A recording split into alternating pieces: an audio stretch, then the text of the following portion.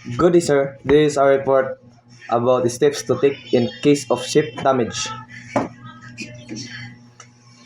In the event of ship damage, immediately assess the situation, notify authorities, and implement damage control measures like closing watertight doors and controlling building the influx of water into compartment and permeability, the ability of a compartment to fill with water significantly impacts ship stability by altering buoyancy and the center of gravity.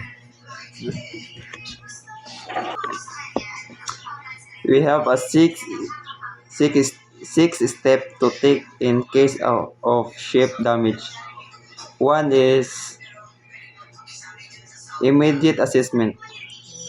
Equally involved, evaluate the extent and location of the damage.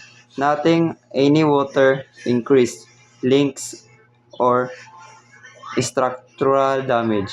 Number two is notification.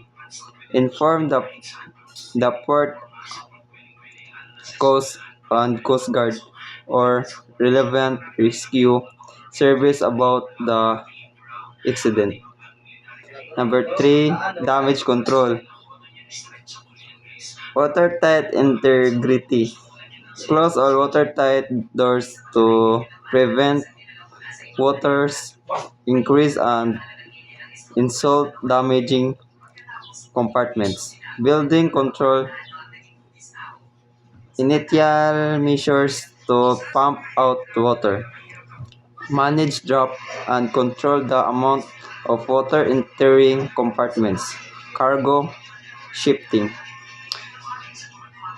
If if, if possible, redistribute redistribute cargo or ballast ballast to help stability the ship.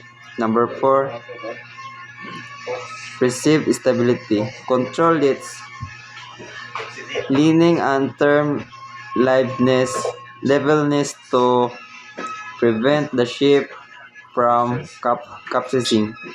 Number five, ongoing monitoring.